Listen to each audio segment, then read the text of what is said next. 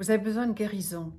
Eh bien, voici la parole qui parle de ce que Jésus a fait, qui nous dit ce que Jésus a fait quand il était ici sur terre. Et nous savons que Jésus n'a pas changé. La Bible nous dit que Jésus est le même hier, aujourd'hui et éternellement. Alors, regardons ensemble dans Marc au chapitre 5 et ici au verset 25. Or, il y avait une femme atteinte d'une perte de sang depuis 12 ans. Elle avait beaucoup souffert entre les mains de plusieurs médecins.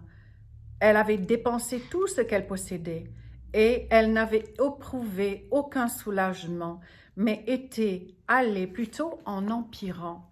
Alors voilà une femme, Jésus est dans la foule, il part pour aider quelqu'un qui a besoin d'aide parce que sa fille est en train de mourir, elle est malade. Alors il y a toute la foule qui le suit.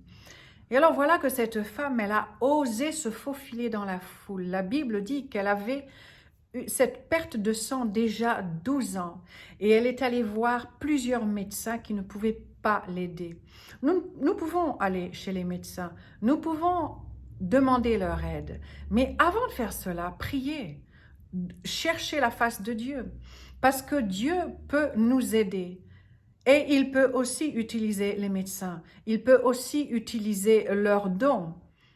Mais d'abord, chercher la face de Dieu.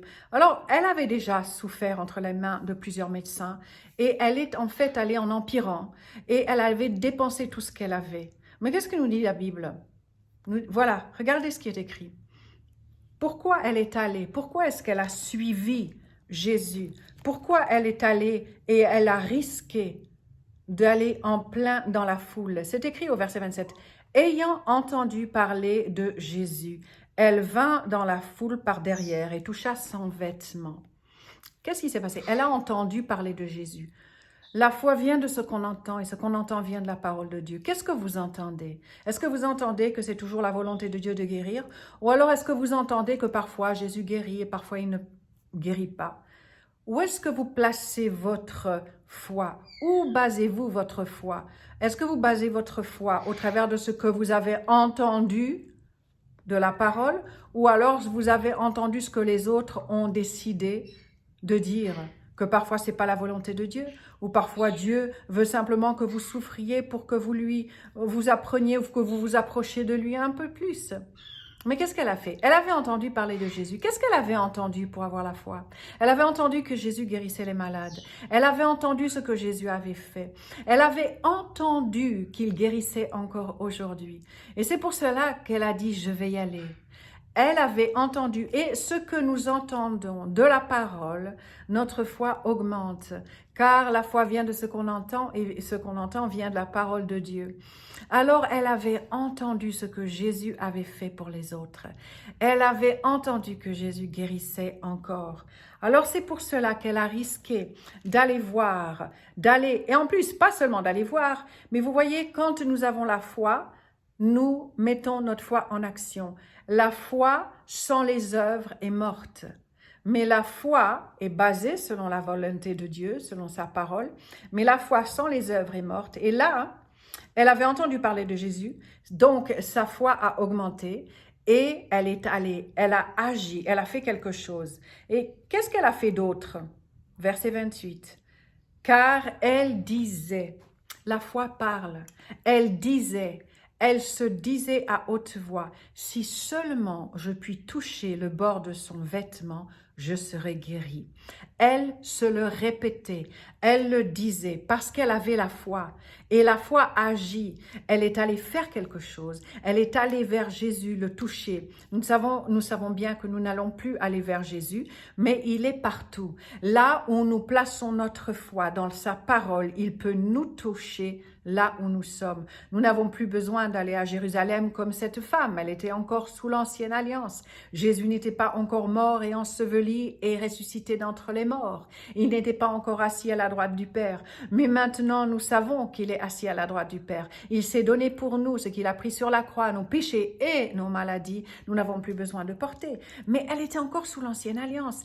Et il y avait sous l'ancienne alliance déjà la provision pour la guérison. Et maintenant, nous sommes sous une nouvelle alliance et nous sommes basés sur de meilleures promesses. Notre alliance est basée sur de meilleures promesses. Alors sa foi parlait, car elle disait, si seulement je puis toucher le bord de son vêtement. Elle n'avait pas besoin de tout le vêtement, juste le bord. Si seulement je puis toucher le bord de son vêtement, je sais que je serai guérie. Elle avait besoin de faire cela parce qu'elle était encore sous l'ancienne alliance. Et alors, elle a parlé sa foi.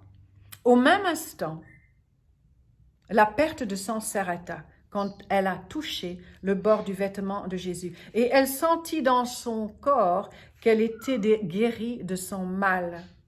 D'être malade, c'est un mal. Ce n'est pas une bonne chose, ce n'est pas une bénédiction. Jésus connut aussitôt en lui-même qu'une force, ou alors on peut dire une puissance, une onction, était sortie de lui. Ça montre que Jésus était tout homme. Il ne savait pas toutes choses, mais il avait senti cette onction qui était sortie. Et il se tourna au milieu de la foule et il a dit, mais qui m'a touché? Alors cela veut dire que Jésus ne savait pas tout. Il était tout homme, mais il savait qu'une onction était sortie. Il savait que quelqu'un l'avait touché avec une foi. Il avait reconnu cette action de foi. Et alors c'est là que ses disciples lui disent, mais maître, tu vois bien que tout le monde te touche. Tout le monde, il y a les curieux. Les curieux seront toujours là pour toucher. Les curieux vont toujours essayer quelque chose. On n'est pas là pour essayer, mais on est là pour recevoir la parole de Dieu, pour avoir la foi dans notre cœur afin d'agir sur cette foi. Et alors, c'est ainsi qu'ils ont dit, mais tout le monde te touche. Et ils savaient qu'il y avait quelque chose de différent. Et alors, c'est là qu'elle a dit, oh maître, c'est moi, c'est moi. Et Jésus l'a vu. Parce qu'elle a dit, je suis guérie. Jésus savait que cette onction qu'elle avait reçue, c'était l'onction de guérison qui avait complètement guéri son corps. Mais Jésus lui dit, quand elle a confessé, elle s'est jetée à ses pieds, Jésus lui dit, ma fille, ta foi t'a sauvée. Il n'a pas dit, ma fille, ma foi m'a sauvée. Non, il a dit, ta foi t'a sauvée. Ta foi peut te sauver. Sauver veut dire guérir. C'est la plénitude de tout. C'est le tout en tout. Sauver veut dire sauver des péchés aussi, mais sauver de la maladie. Il a dit ta foi, pas la foi de Jésus. Il n'a pas dit la foi de ton pasteur. Il n'a pas dit la foi de ton Père céleste. Non, ta foi peut te sauver. Donc, fais cela. Mets ta foi en action. D'abord, remplis-toi de la parole de Dieu. Que ta foi grandisse afin que tu la mettes en action.